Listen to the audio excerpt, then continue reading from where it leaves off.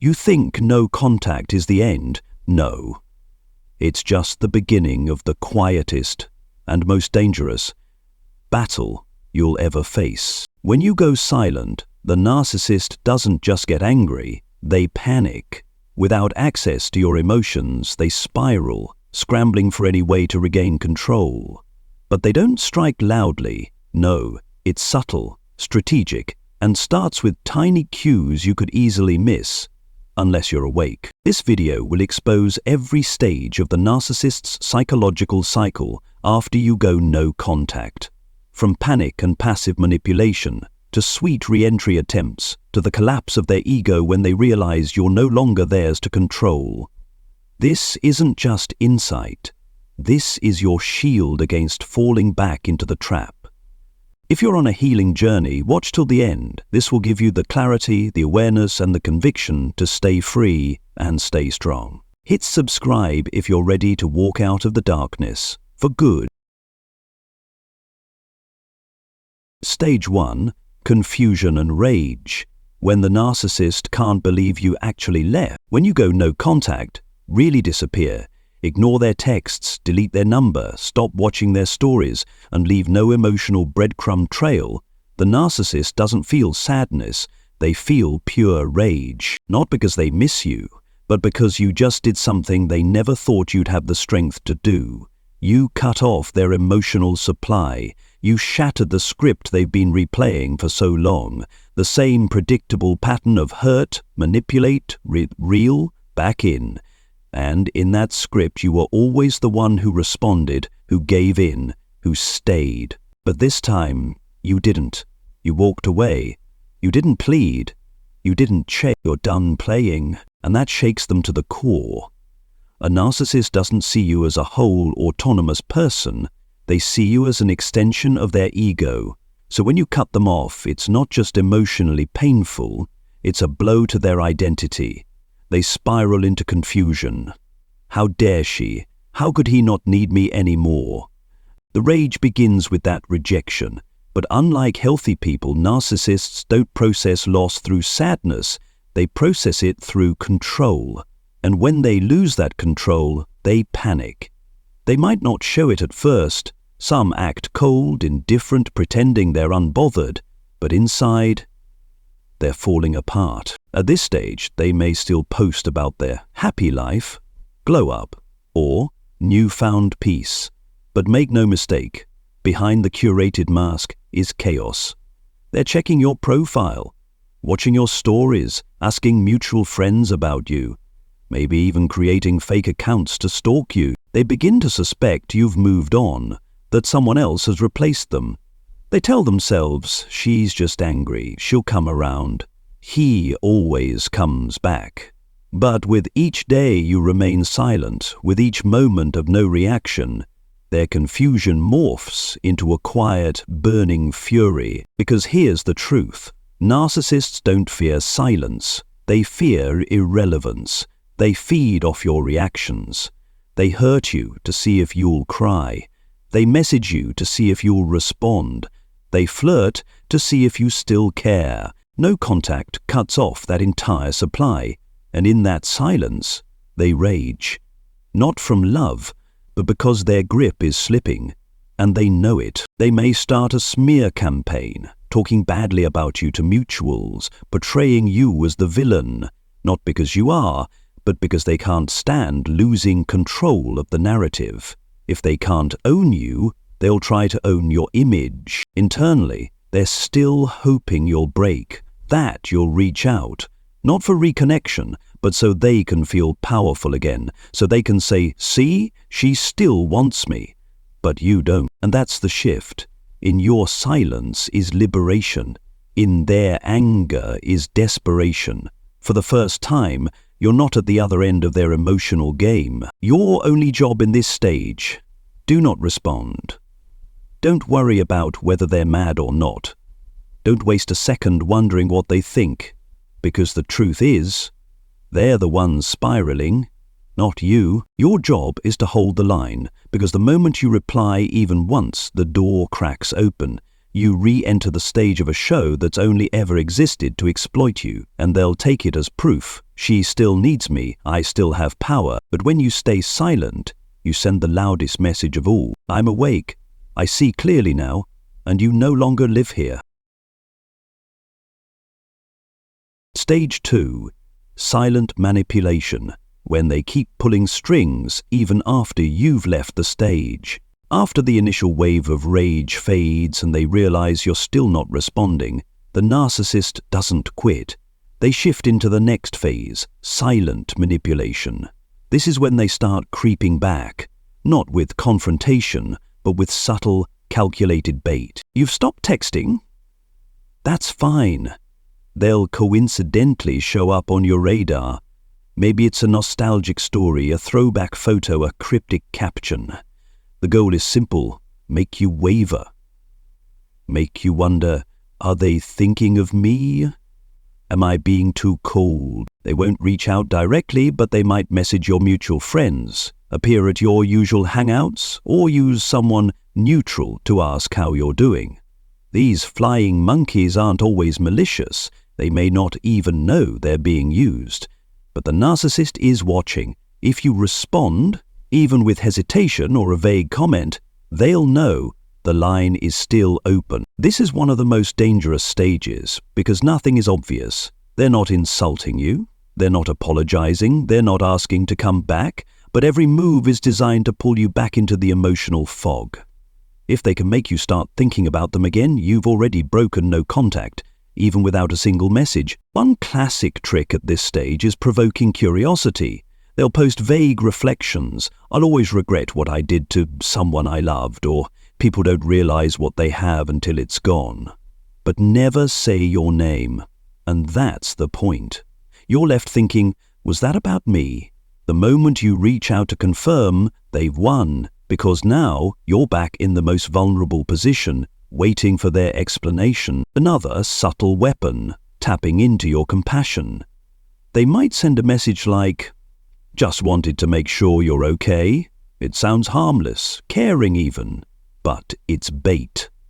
If you reply with, I'm okay thanks, they'll move in closer. If you say, please don't contact me, they'll play the victim. I was just being nice. Why so harsh? No matter how you respond, they twist it to make you feel guilty. That's the art of silent manipulation. Not fighting, not retreating, but standing on the edge.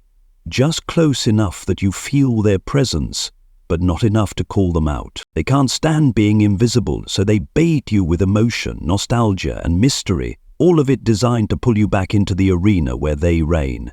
And if you react, they'll snap right back into their role, loving, hurt, or victimized. Whichever works best on you. Don't confuse their silence for surrender.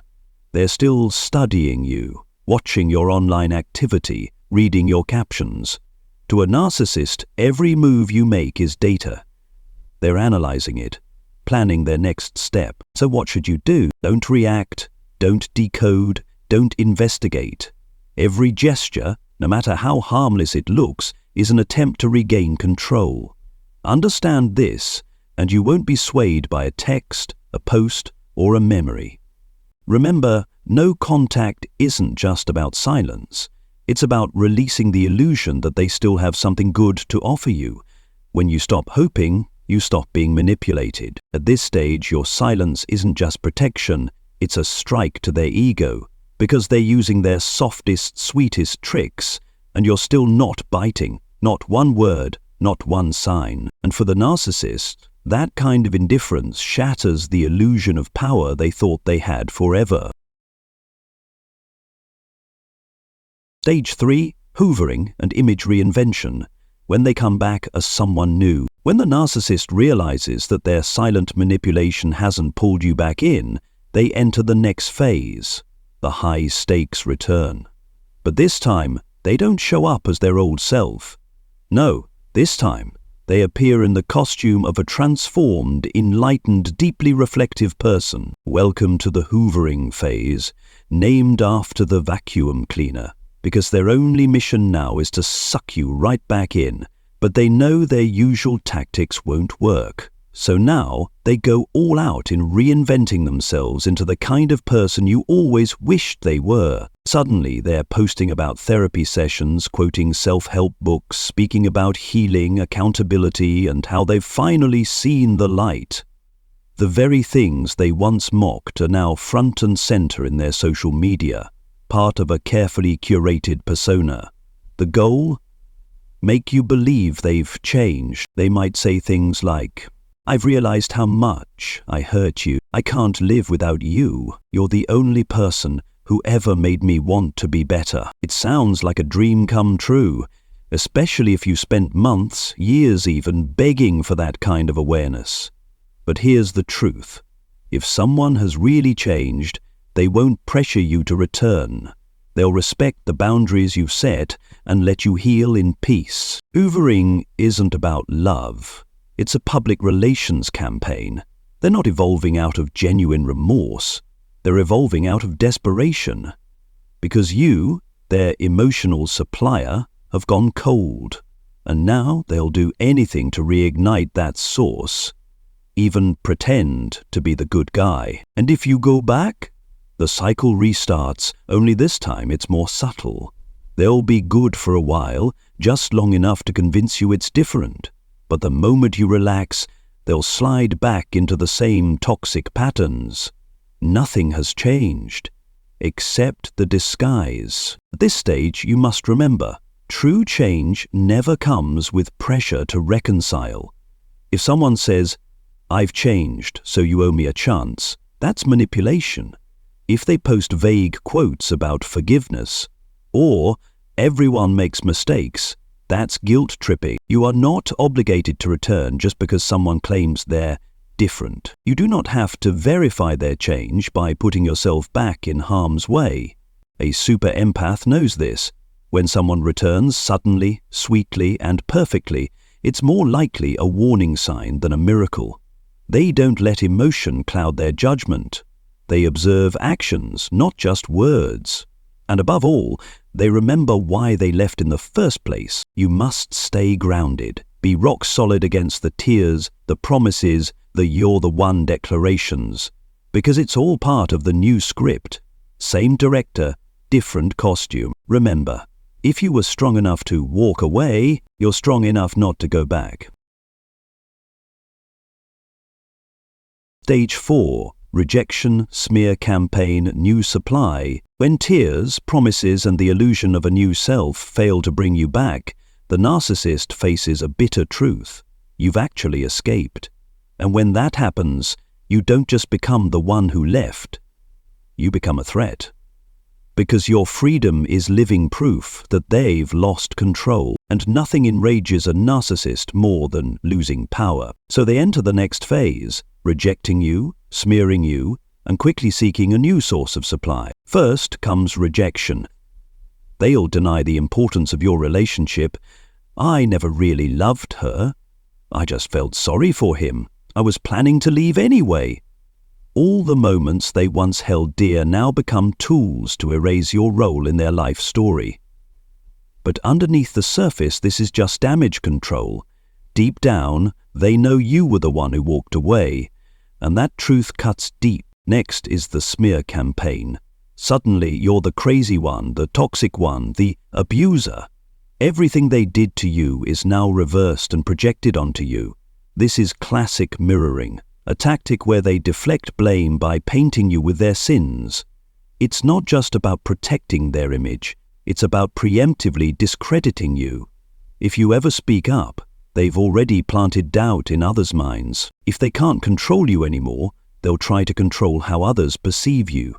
They'll confide in mutual friends, play the victim, cry about how you left them, spin tales of their kindness and heartbreak. To the outside world, it looks like they're hurting, and to those unaware of their tactics, it's believable.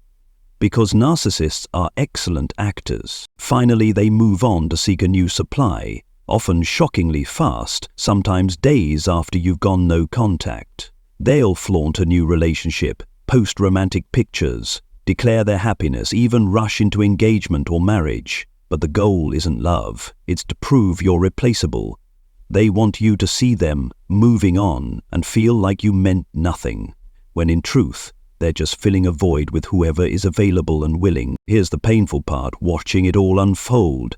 Lies, smears, public displays of joy can make you doubt yourself. Was I really that bad? Maybe I was too harsh. Maybe they really found someone better. But you must remember, it's all theatre, and you're being invited to watch, not to understand, but to feel heard. The super empath knows this stage as a test. They may feel pain, even rage, but they don't go back. They understand the smear campaign is not proof that they're wrong, it's proof the narcissist has lost control. They know the new supply isn't love, it's a temporary mask. Remember, when the narcissist starts trashing your name, when they need someone new to forget you, when they're desperate to prove something, they're not moving forward. You are, because true growth doesn't need an audience. Silence and healing are the real victory. Stage 5. Collapse and desperation. When you remain silent, refusing to respond, even after they've cycled through rage, guilt-tripping and smearing, the narcissist enters their most dangerous phase, inner collapse. You've been silent long enough to no longer be their target, no longer a source of emotional supply, and with that their ego begins to shatter, piece by piece. Once a figure of control and manipulation, they now become a diminished, deeply lonely version of themselves. Theatrics fade, no more dramatic posts, no more "I'm over them" declarations. Instead, what surfaces are cryptic messages, lengthy self-pitying rants, and sad, lonely signals, like they're talking to no one, or maybe still talking to you without having the courage to say it outright. They might appear at places you used to go, hoping to run into you. They may send long emails detailing their meaningless life, or call just to hear your voice, only to be met with silence. Your silence becomes a wall they cannot penetrate, a display of your inner strength that nothing can shake. When they try to reel you back in and you stay silent, they fall into desperation. Because there's nothing left to manipulate, their ego now has to face the void left by your absence, and they simply don't have the tools to survive it. They might begin to beg, "Without you, I'm lost." They'll cry, laugh, pretend to be sick, anything to provoke you into caring. But you're no longer playing the role of the savior. You know the truth. A calm, "I'm doing well, you should take care of yourself now," is more powerful than any emotional reaction. It tells them you're no longer theirs to control. Some narcissists will quickly turn to a new source of supply, confident on the outside, just like before, but inside, there's a gaping emptiness that no one can fill. They throw themselves into new relationships with reckless urgency, but their eyes still betray the void they carry. They can wear a new face, but the loss of you echoes beneath it. You watch all of this unfold, but you don't go back. You don't respond. You don't justify or cry. You just keep moving forward. With a pen, a journal, a peaceful breath, you reclaim your calm. And that silence, your unshakable presence, is louder than anything they ever said. You don't need a confrontation. You don't need to expose them publicly. You just need to be whole. Because when they can no longer extract a single emotional reaction from you, when there's nothing left to feed on, they lose their power entirely. And in that final stage, you find your true freedom. Not entangled, not manipulated, not lurking in their shadow. That's the ultimate victory. No contact becomes your most powerful weapon, not through conflict, but by refusing to play the game altogether. You're living, growing, grounded, and they, for the first time, are forced to face a reality they cannot control. You have walked away, and you deserve the freedom you've claimed. Stage 6. Cycle's end or a restart. After they've collapsed and reached desperation, you might think it's over. And it is, for you. But for the narcissist, this is a crossroads, self-destruction or reboot. Their next cycle will either end them or propel a more refined manipulation. If they walk away for good, they'll vanish completely from your sphere. No calling, no social media presence, no drawn-out attempt to reconnect. That's the silent death of their ego. They've accepted defeat, and in doing so, they show the world that you won, because they're gone. This is the outcome you deserve. You're free, and they're nowhere to be found. But if they return, it gets dangerous. They refuse to admit defeat. They're convinced they can regain power with a polished approach. And now, armed with everything they learned from the fallout, they'll apply new strategies. They won't come directly, no, "Hey, how are you?" or "I miss you." Instead, they'll rely on intermediaries, casual inquiries like, "I notice she's doing well. I was just curious." It's a tiny probe designed to test whether that ember inside you still smolders. Next, they'll reinsert your name into social circles and conversations. Mutual friends may ask casually, "Have you guys talked recently?" If you hesitate or react, even slightly, they'll know you're still emotionally engaged. They'll post ambiguous content that hints at regret, nostalgia, or longing, just enough to spark speculation among mutual friends or your network. If you interact, comment, or like, that's enough for them. They'll see it as a trigger to restart the cycle, but this time with precision. Finer tactics tailored to your vulnerabilities. In this phase, your silence is everything. One reaction, one word, one emoji is all they need to revive a deep, painful cycle. They've sharpened their approach. They know exactly how to pull your emotional strings again because they've studied the mechanics. So what do? Maintain absolute silence. Don't justify yourself.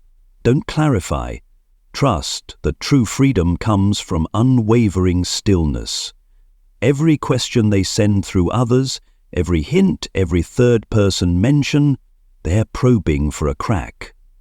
Don't offer one. In your silence, they meet a wall. Without access to your emotional world, their attempts fail, and eventually they'll realize they're fighting a losing battle. They'll walk away. Again. And for you, your power lies in your silence and the life you build around it. Because when you refuse to fuel the cycle, when you live free, unmolested, you've done more than survive. You've reshaped your destiny and closed the door for good. Stage 7. When you don't respond, they collapse their ego. This is the moment the narcissist must face the truth they've always refused to admit. They've lost you, and there's no getting you back. When you hold your silence until the end, no replies, no emotions, no excuses, they have absolutely no way to figure out where you stand in their life. Their source of supply, you, is gone without a trace. And that is the most catastrophic collapse of their ego they could ever experience. They spiral into internal chaos. Their once mighty ego shrinks before the immovable silence you maintain. They feel such emptiness that it borders on despair, as though the ground beneath them has vanished. This isn't dramatic theatrics anymore. It's deep, private panic. Their soul trembles in a void they can't fill. In this collapse, they desperately search for a new supply or tempt themselves to find someone else easy to manipulate. But no one else can fill your role, the one person who held their attention and controlled their narrative.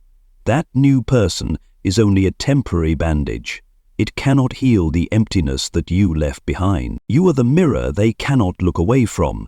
Your silence is like a cold, unyielding reflection showing their true self, alone, broken, toxic, stripped of identity and purpose. With you gone, they have no one to manipulate, no stage to reclaim, no meaning to cling to. This collapse is terrifying, but you're not there to witness it.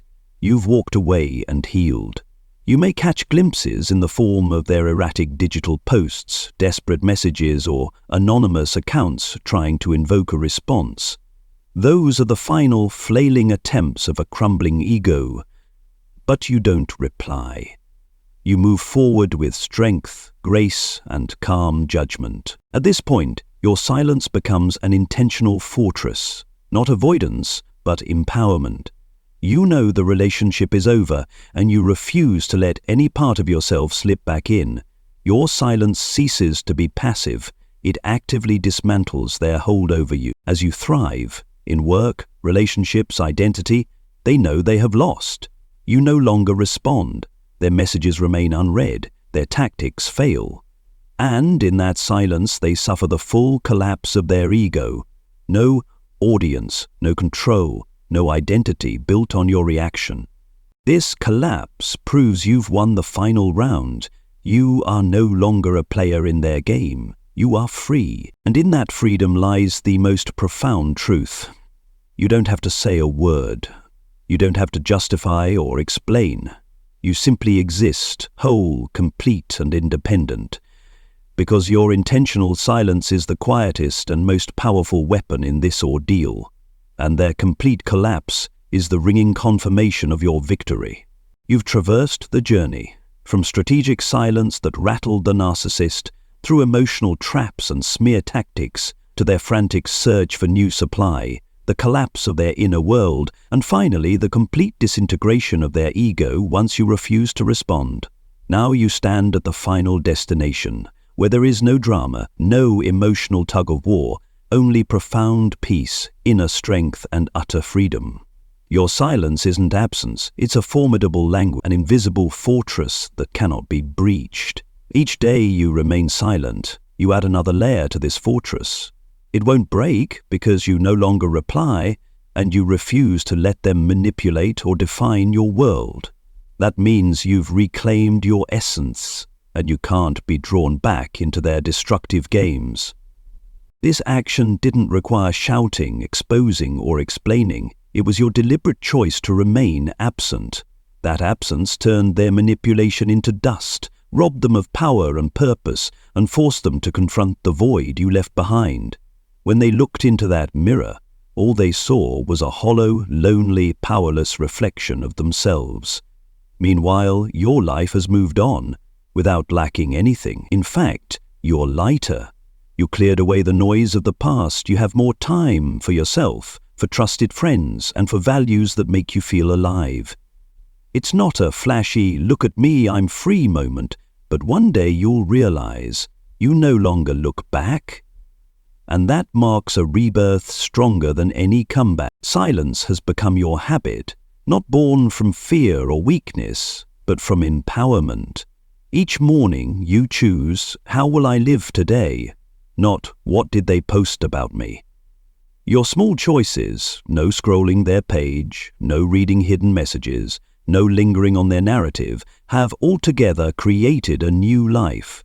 One where you're the center, not a footnote in someone else's story. Freedom doesn't have to be loud. It can be a morning coffee, a single page in a book, a workout session, or a heartfelt chat with a friend. It's soft yet profound, a feeling woven into every breath. I am calm. I am whole. These are the moments that affirm your right to exist, without guilt, without begging, without validation. Silence isn't your defeat. It's a sharp shield and a resilient weapon to prevent relapse into that toxic cycle. Since you've walked off the stage, the narcissist no longer has an audience to manipulate, no one to triumph over. They may scream, employ any tactics to provoke a reaction, but if you don't reply, you'll witness the end on your terms. You don't just survive, you revive, and that is the most powerful comeback. Their breakdown proves your decision was right. Their failure to endure themselves and their futile attempts to replace you are proof. You have won. Now, look in the mirror and recognize the person who no longer bows to fear or past pain. Smile at the powerful version of yourself. Someone who lives on purpose, defines their own worth, chooses silence because it's the strongest voice. Thank you for reaching the end of this journey with me. If any part of this series helped you gain clarity or strengthen your resolve, do like and share this video so others can see that silence can be the key to freedom, not a dead end. Subscribe and hit the bell for more videos on psychological healing and building a life of strength. In the end, you don't owe anyone an explanation. Just keep living for yourself, becoming better and freer each day.